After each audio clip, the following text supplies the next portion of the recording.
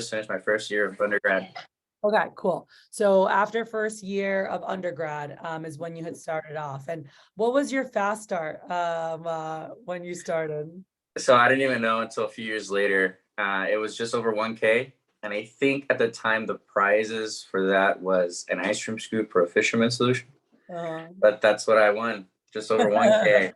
awesome. And then your first summer, that first year in 2013, how much did you sell?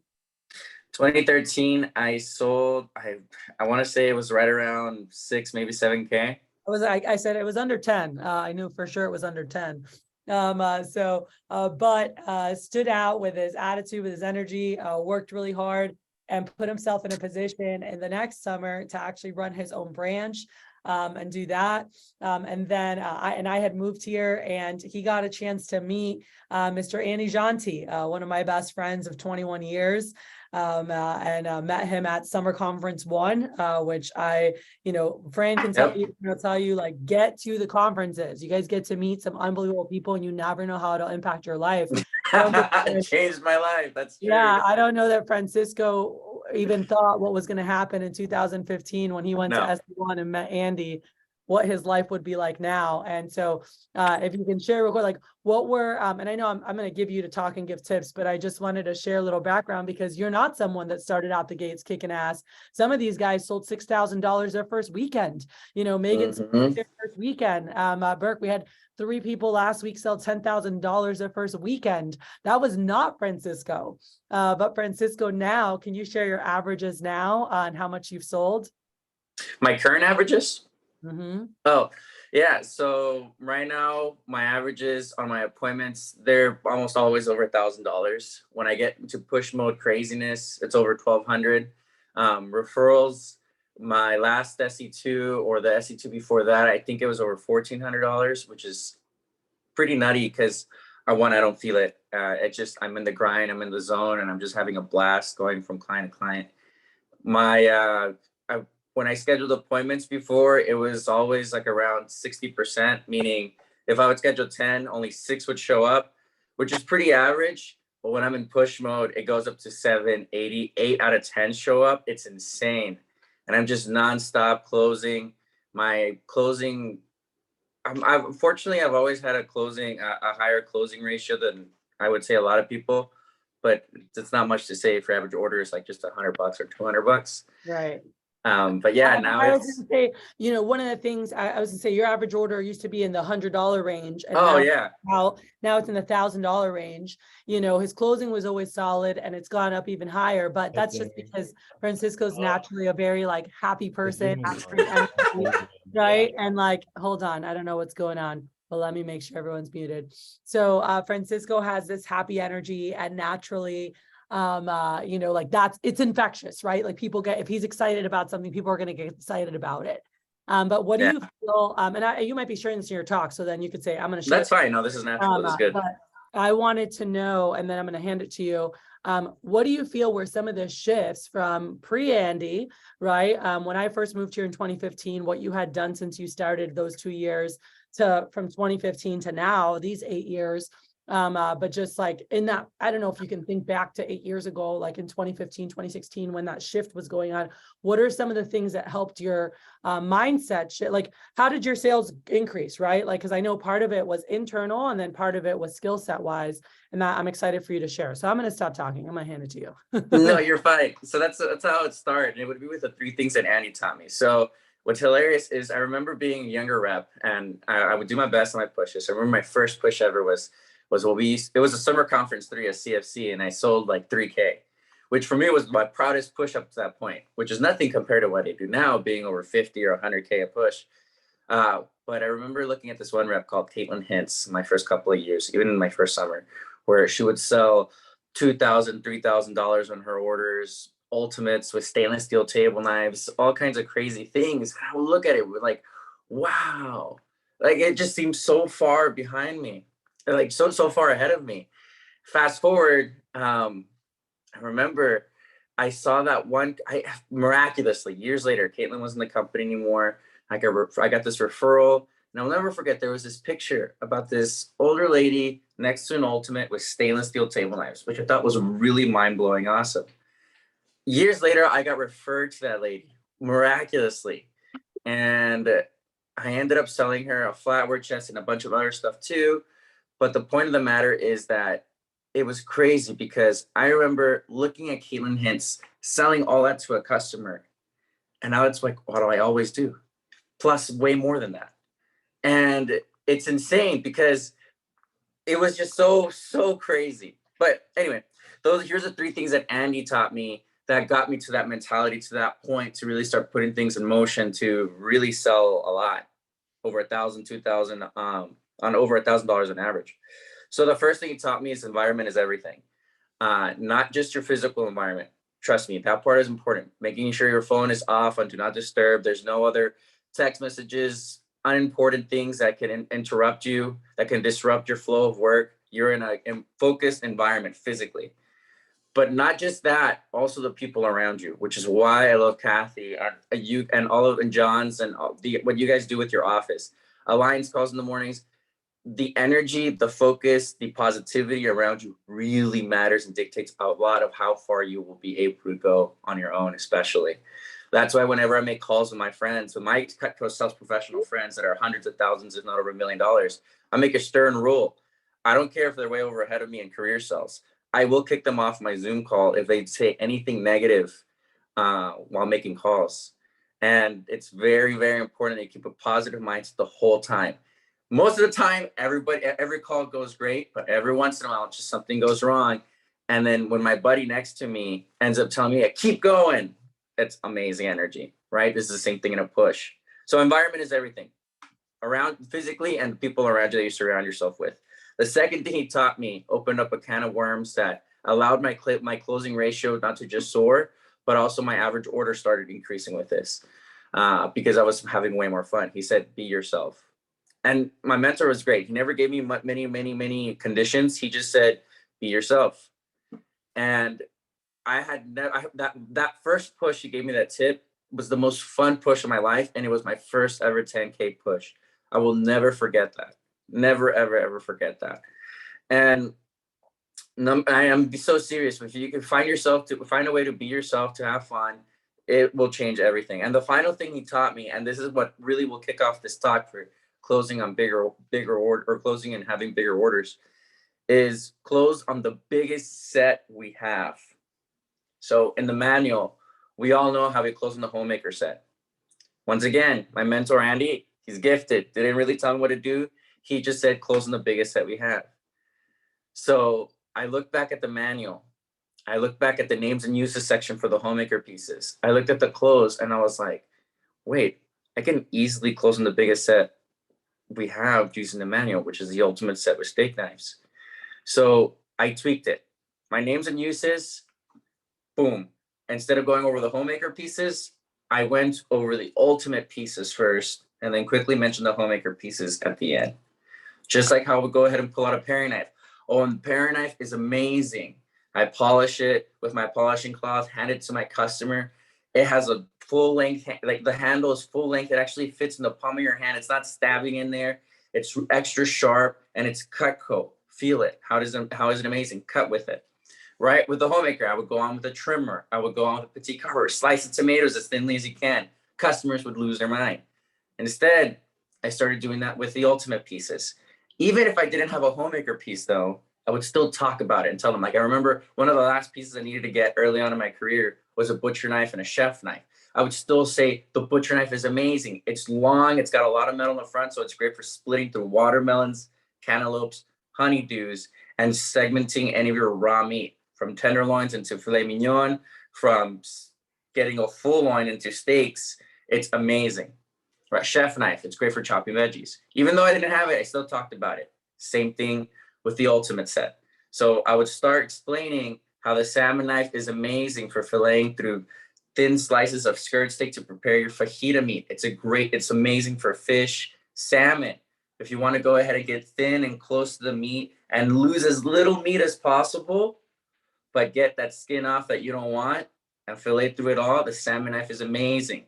I would talk about the cleaver. This is amazing because it's thick, It's hard. It'll protect a lot of your knives too. This one is insane because it'll crack through bones. Like when you're preparing chicken wings on football night, whenever you want to go ahead and use the back to quickly tenderize your meat, when you want to go ahead and get through cutting through coconuts, you can split it open with the cleaver. I just had a lot of fun talking about the cleaver, what a piece that a lot of other people have a hard time selling.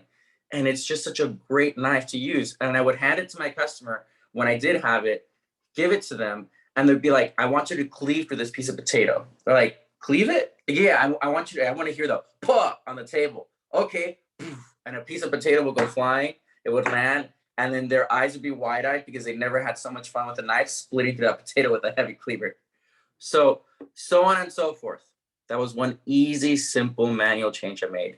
The names and uses were, instead of the Homemaker, it was the Ultimate. And I just started with the Ultimate pieces first and got to the Homemaker pieces. Nothing crazy. I don't know if I have time to really go through all the names and uses, but definitely ask your manager. I'm pretty sure we'll have a full names and uses talk at some point throughout these Alliance calls anyway. But make sure to ask your manager or look up a video on your Vector Connect to really get the names and uses for everything. It'll be great. You can even look it up on cutco.com and look up the names and uses for each knife too. So then the second thing that I did that I changed in my manual that was very simple when Andy said just closing the biggest set. Remember on the close in the Homemaker. Now, I wouldn't be doing my job if I didn't ask you, would you like to go ahead and get the Homemaker set with table knives, right? And what I did is I switched it. I don't know if it's exactly like that, but I'm pretty darn sure the manual's still pretty close to it like that to this day. So what I switched it is really easy wording. I wouldn't be doing my job if I was like, I wouldn't be doing my job if I didn't ask you, would you like to go ahead and get your complete set with the table knives or the steak knives? That was the only thing I switched in the manual. So far, the Homemaker names and uses has now turned into the Ultimate set names and uses. And I refer to the Ultimate as the complete set. I refer to the Homemaker as the basic set. Simple things. On the close, I wouldn't be doing my job if I didn't ask you, would you like to get your Homemaker set with the table knives? I changed it to, I wouldn't be doing my job if I didn't ask you, would you like to go ahead and get your complete set with table knives or steak knives? And the finale. On my sheet of paper, when I would write down the prices, normally, like we were taught in the manual, I would write down the Homemaker +8 with the price. Now, what I did then, after Andy told me to close on the biggest set, is just like the question, would you like to get the complete set with table knives or steak knives? I wrote down on a sheet of paper the full price of the Ultimate set with table knives. Well, first, the Ultimate set with steak knives and the Ultimate set with table knives. So just like I would for the manual for the Homemaker +8 with table knives, I did it for an Ultimate set with table knives and an Ultimate set with steak knives. I just wrote it down. And like we're taught, I would hand them the paper, show them the prices, quickly go over it. The Ultimate set is this much, you save this much, here's a special, and here's the 5-pay. Same thing with the Ultimate set with table knives. It's this much, here's the savings, here's a special, here's the 5-pay. Interest-free, this already includes taxes, interest-free plus taxes, 5-pay, as you would write down on your paper to present the prices. And I would turn it and they would see it. And then as I'm asking this, I would go ahead and really finally ask the question. I wouldn't be doing my job if I didn't ask you, would you like to go ahead and get the complete set with table knives or steak knives? And I would hand it to them. And that was the crux, the skeleton of my demo that forever changed my life till today. It's very, very important that you keep it that simple so you can maintain your confident flow that you're already learning with the manual. And to this day, I still go back to that structure if I ever feel things are off in my demo, because it does happen. I try new things. I need to go back to a base structure that I know will always work no matter what. And I could end the call right now, but I'm not. Now I'm going to go into some more advanced stuff. But it's those things that really, really make a difference. Prioritize this Alliance call for the rest of your life, for SE1 to start out. Make sure that you find a way to be yourself on your appointments. if it's through goal sharing, which I'll get through, if it's through just going crazy on the names and uses, through your excitement, finding a way that just really makes yourself pop out, but making sure that you always match the tone with the customer as well. This is super important if you want people to listen to you throughout the entire ultimate names and uses. So when you're being yourself, make sure that if the person is a high energy person like myself, I will match them plus go a little bit higher all the time, right? I'm a very high energy guy. So it's very, very, it's not that common that I meet people that are as high energy as I am. So it took me a while to learn and master to dial down the energy, to be at the person's level, but just be a little bit more excited.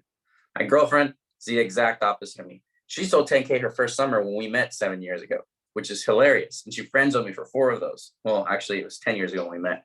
But the point of the matter is that I will never forget this young, shy girl was one of the top 3 reps in her office who sold over 10K.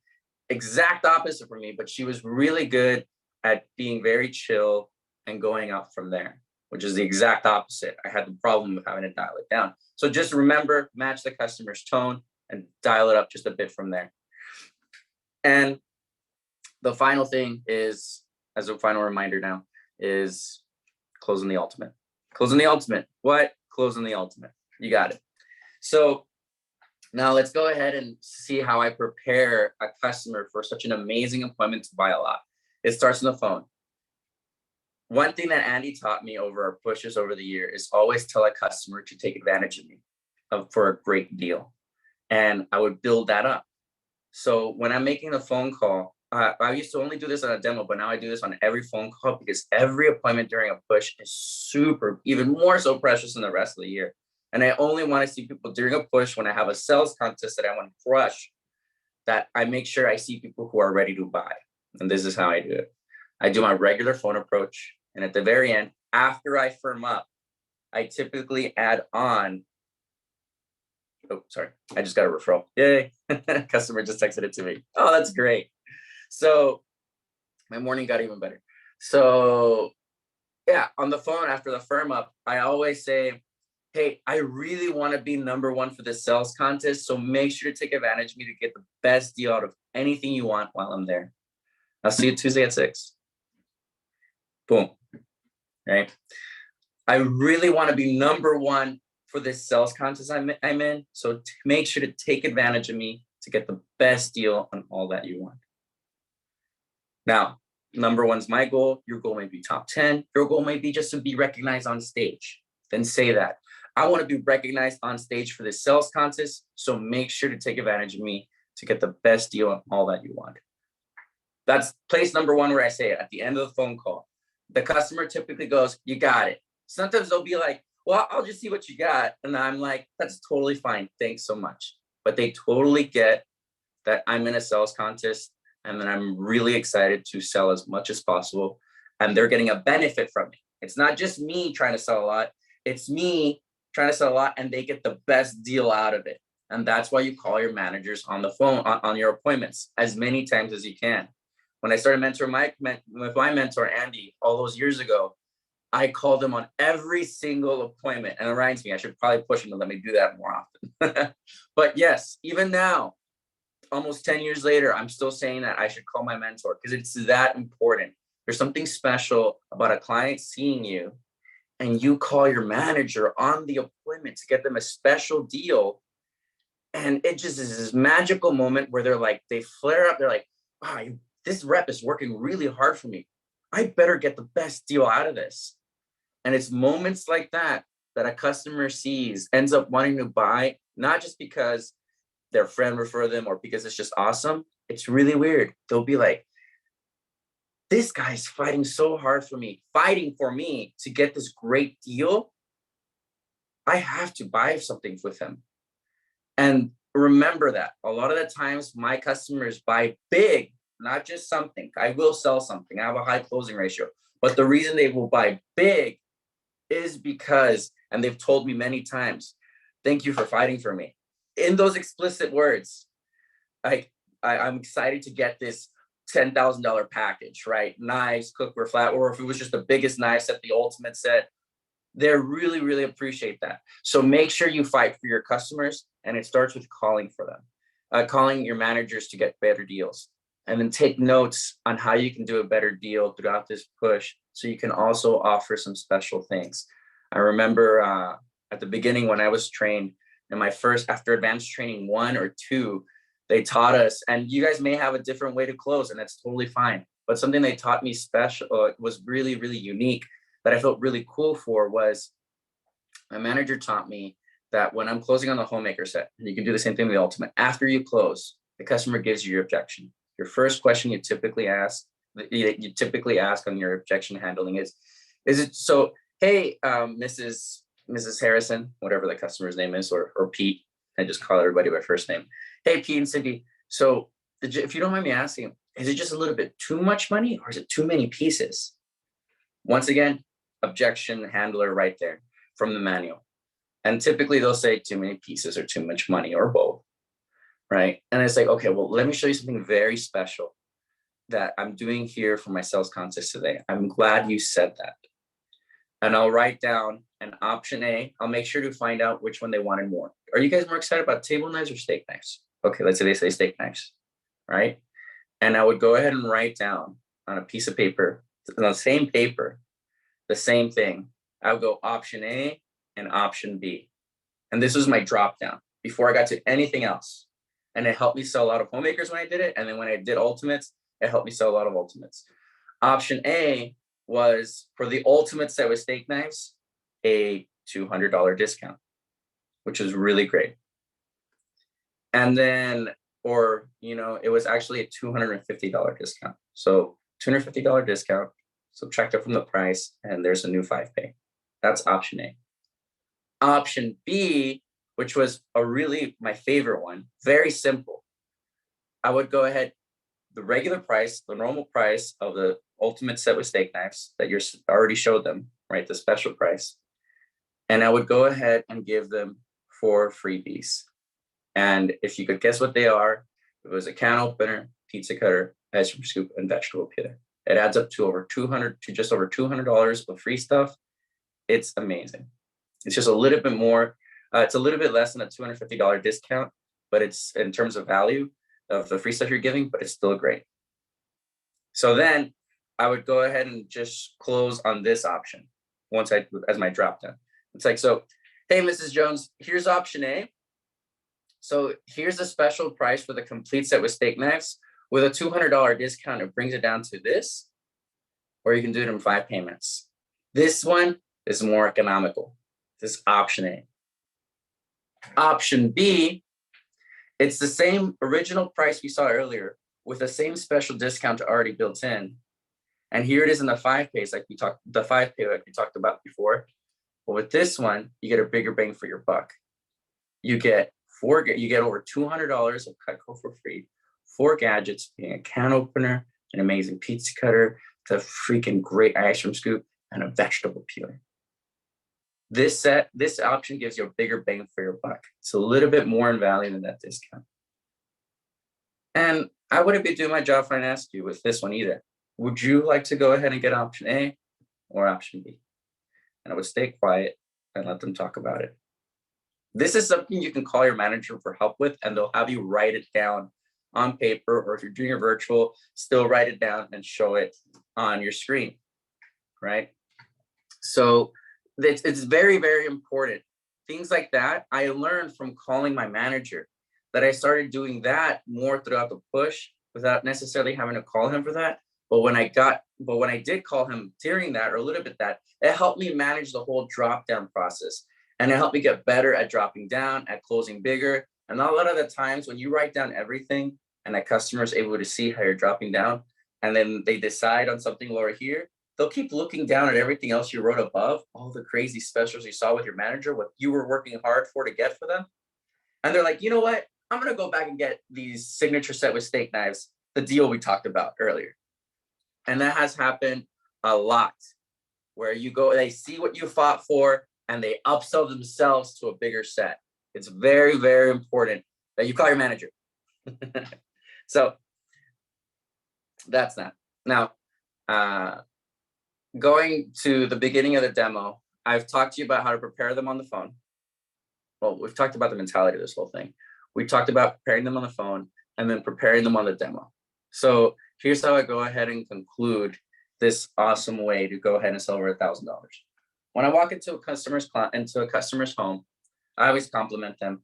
Well, first I always ask, "Hey, Mrs. Jones and Mr. Jones, how are you? Sweet." They invite me into their home and ask them, "Would you like me to take off my shoes?"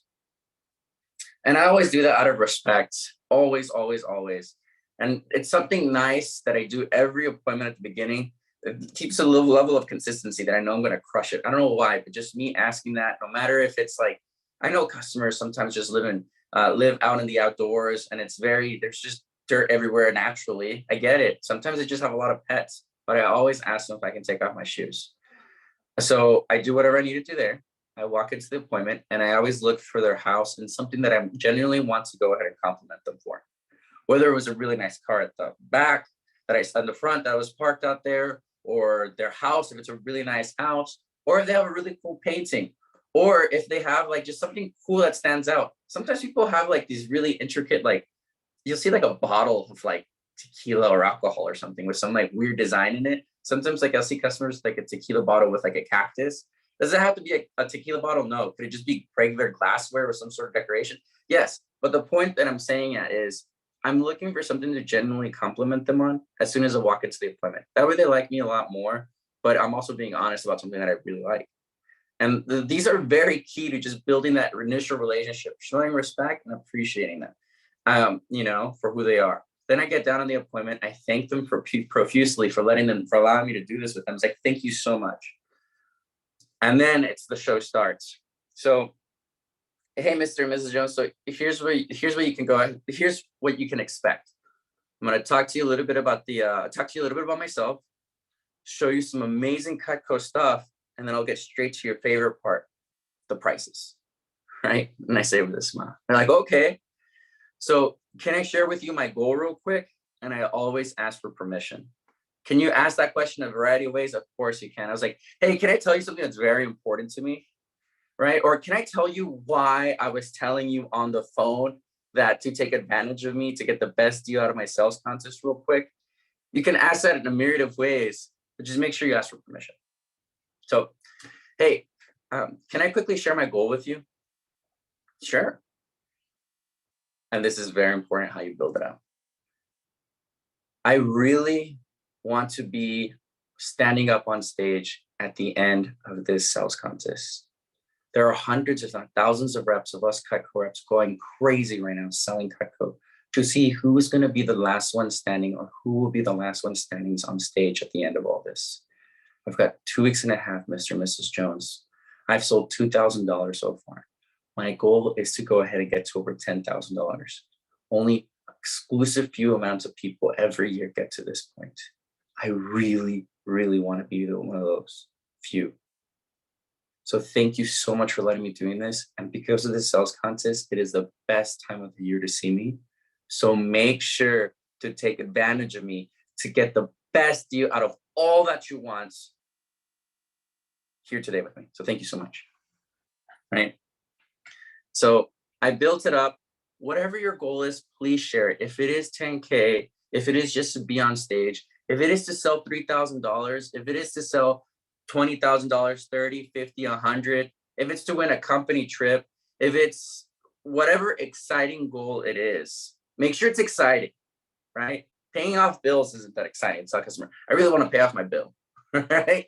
It's not that exciting. So make sure it's an exciting goal you can share, and definitely go over your goal sharing with your manager as well, or somebody in your office that you know is really good at it, and make sure that they critique you on how you share your goal and what it is the goal you share, because you have to be really good at sharing your goals. I think that really allows a customer to trust you more than anything else before, other than that, to go ahead and buy a lot. So like if Lauren or if Kathy or Jocelyn, anybody called you right now, I was like, hey, share your goal with me. I want you to be able to share it on the go with passion and get ready to crush this push to do the most amazing appointment of your life. Right? So, and then as a final tip, here's just one more thing, because recommendations are important. In order for you to go ahead and make the phone call for a great demo, you have to get great recommendations. So even after I say, so make sure to take advantage of me. Once I get with the goal sharing part, I flip the page over to my customers, and I have pictures of my customers with ultimates. It's okay if you don't have pictures of the customers with ultimates. You can get pictures of somebody else. You can just have pictures of your customers. It doesn't matter if it's an ultimate or not. I flip over and I'm like, here's my customers that have bought this set, that have bought this Cutco. They love it so much. And like we're in this together, okay? And they're like, okay.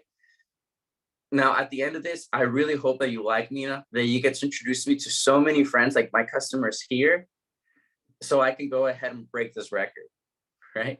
So make sure you preface with Rex, the whole appointment as well, tied in with your goals. So that way at the very end, they get you really great Recs. It's super important. And then I go on to the demo that you already know of, the company page, the disadvantages of junky knives, right? The forever guarantee. You explain the 4 parts. The first part is a forever performance. If you ever break the tip, if you melt the handle, if you somehow burn it, whatever that happens, just send it back to the factory and the company will repair it, replace it for free. What? Yeah. The second part, forever sharpness. If at any point, any of these knives, if anything happens, they dull out 7-10 years later, doesn't matter when. If your grandkids have them and they dull out, just send it back and the company will polish them for free, right? And then the third part is the 15-day unconditional money back guarantee. This pretty much means is if you have 15 days to try anything you buy, but of course you're going to keep it forever because it's Cutco, right? And then I skipped the misuse and abuse, but I just summarize it as like, oh, and the misuse, we do have a misuse and abuse section. So I call it the stupidity clause, right? So if you're like cutting a brick wall or trying to saw through a rock and the knife breaks in half and you send it back to Cutco and you explicitly tell them what you did to do that, well, of course, Cutco will go ahead and still replace that. And they won't even charge you full price. They'll do it for half, which is great. But most of my customers don't worry about that. They just send it back and then they repair or replace it for free. And then I explain the 15-day unconditional money back guarantee. So there you go. That's a forever guarantee. It's very important you emphasize on the forever guarantee because it makes them excited about investing in an ultimates that we do. And then you know the rest, the names and uses. Let me double check if there's anything else I want to mention. If there's anything else, because I like to open it to questions. Oh, there's one more idea here that that's very, very important.